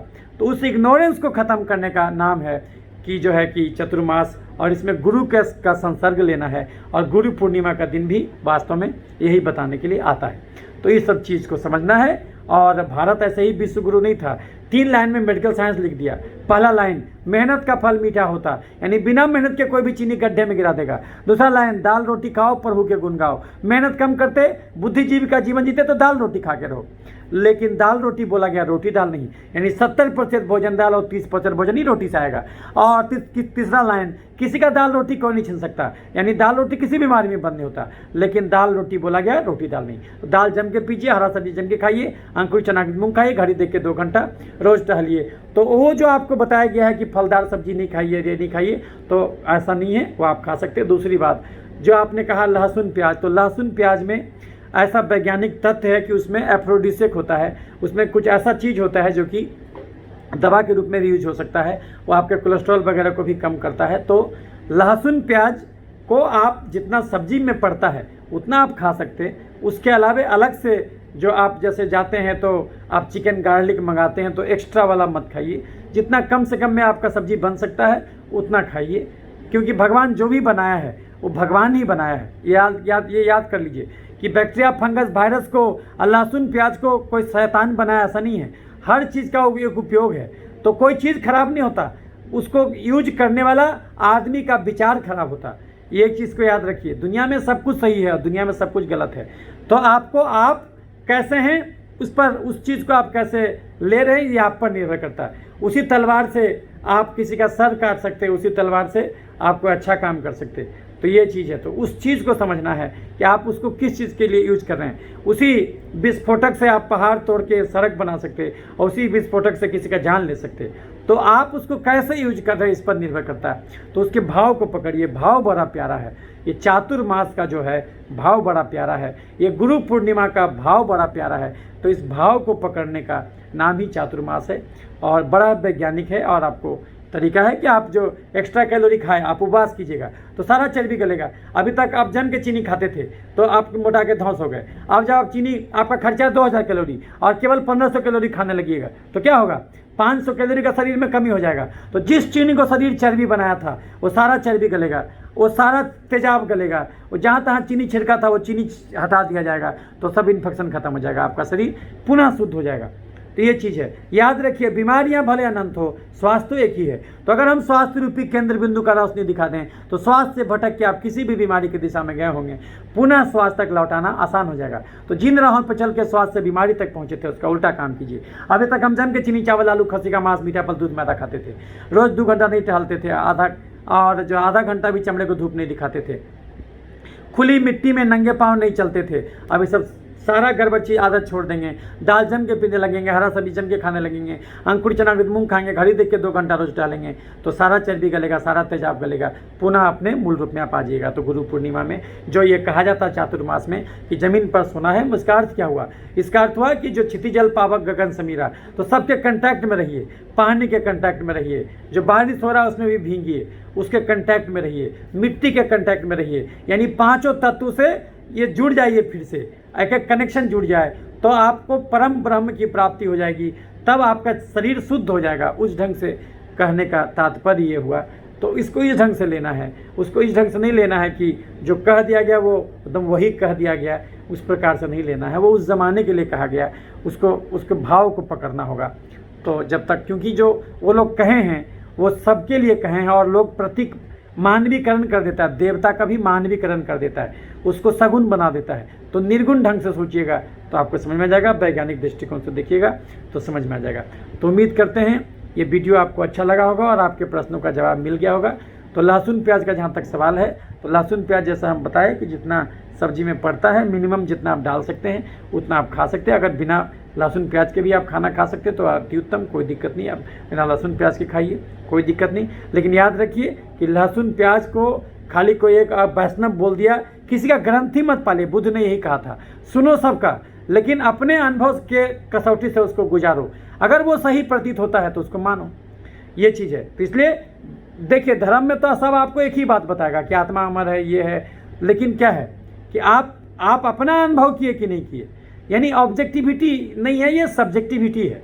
किसी चीज़ को आप ये नहीं कह सकते कि ये कह दिया तो, ये कोई चीज़ कह दिया तो सबके लिए थोड़ी कह दिया, आपका अनुभव कहाँ हुआ, तो वो चीज़ है। सब आदमी को उसी रास्ते से गुजरना है और गुजर करके परम बुद्धत्व को, परम मोक्ष को प्राप्त करना है और सबको प्राप्त करना है, यही हमारा उद्देश्य होना चाहिए। तो सबके अंदर का जो परमात्मा है वो भाव को जगाना है, सबके अंदर जो भगवान है उस भाव को जगाने का नाम है चतुर्मास। तो सात्विकता को फिर से उभारने का नाम है चतुर्मास। तो इसी चीज़ को, जो कि 8 महीने में के दौरान जो गंदगी जमा हो गया, उसी का नाम है। जैसे कि मुस्लिम धर्म में 1 महीने का जो रोज़ा रखा जाता है रमज़ान के महीने में, तो वास्तव में उसका भी वही अर्थ है जो कि इसका अर्थ है। तो इसी चीज़ को समझना है और सब धर्म अपना है, किसी को पराया नहीं समझना है। हमेशा ये भाव नहीं रखना कि हम सर्वश्रेष्ठ हैं, नहीं, सब श्रेष्ठ है, सब श्रेष्ठ है तभी हम श्रेष्ठ हैं। अगर कोई निकृष्ट है तब हम श्रेष्ठ होंगे तो ये गलत बात, तो ये गलत बात, तो ये गलत बात। इस ढंग से सोचिए। और हमेशा इसलिए बुद्ध के मार्ग को मध्यम मार्ग कहा जाता है, मध्य मार्ग, मिडिल पाथ अपनाइए। किसी चीज़ का अति गलत है, अति सर्वत्र वर्जयेत, यानी बहुत ज़्यादा जो है कि उतना ज़्यादा तब भी नहीं करने लगिए, एक लिमिट में रहिए हर चीज़ के। तो यही चीज़ को जगाने का, सिखाने का नाम है कि सत्संग में रहिए, लोगों से, महात्माओं से जुड़े रहिए। यही चतुर्मास का जो है कि आपका मेन जो है कि ये है। उम्मीद करते हैं इसको आप समझे होंगे। अच्छा लगे तो लाइक और शेयर कीजिए। लाइक और शेयर इसलिए नहीं कीजिए कि जो है कि हमारा नाम प्रसिद्धि हो, नहीं, हमको कुछ नहीं चाहिए। और इसलिए कीजिए यदि आपको अच्छा लगे कि और आत्माओं को पता चलना चाहिए तो वो लाइक और शेयर कीजिए। हम हर बीमारी को जड़ से ठीक करते हैं, बीपी, चीनी, गठिया, दमा, मिर्गी पथरी। तो अगर आप हमारा जो है सलाह लेना चाहते हैं, इलाज लेना चाहते हैं, तो हमारा नंबर है 9386999300। दूसरा नंबर है 8969953194। तो 7 से 8 सुबह में हमको फ़ोन कर सकते हैं, नहीं तो रात में 9 बजे फ़ोन कर सकते हैं। ये नंबर पर निःशुल्क सलाह ले सकते हैं, किसी भी बीमारी के संदर्भ में हमसे ऑनलाइन सलाह ले सकते। तो उम्मीद करते हैं ये वीडियो आपको अच्छा लगा होगा। अगर अच्छा लगा होगा लाइक और शेयर कीजिएगा। हमारा 2 चैनल है यूट्यूब पर, एक है डॉक्टर क्रांति चंदन जयकर, दूसरा है क्रांति जयकर। ये दोनों को लाइक और शेयर सब्सक्राइब कीजिएगा ताकि अगर हम जो भी वीडियो बनाएं आप तक पहुंचे। क्योंकि हम हर प्रकार का वीडियो बनाते हैं, जो भी हमको अच्छा लगता है मैं चाहता हूं कि वो सबको बांट दूं। जो भी मैं जानता हूं, मैं बिल्कुल खाली हो जाना चाहता हूं, अपने पास कुछ बचा के नहीं रखना चाहता हूं। तो इसीलिए मैं ये वीडियो बनाते रहता हूं। बड़े प्रेम से आपने हमारी बातों को सुना, तो आपके अंदर मौजूद परमात्मा को मैं प्रणाम करता हूं और आपके सत्संग की कामना करता हूं, आपके सुयोग की कामना करता हूं, आपके अच्छे सेहत की कामना करता हूं। इसी उम्मीद में आपसे विदा लेता हूं। तो चातुर्मास आपका अच्छा बीते। भगवान शंकर आपको कृपा नसीब करें, भगवान ब्रह्मा की आपको कृपा मिले और भगवान विष्णु की योग निद्रा आपको मिले, ज्ञान मिले, शोहरत मिले। धन्यवाद।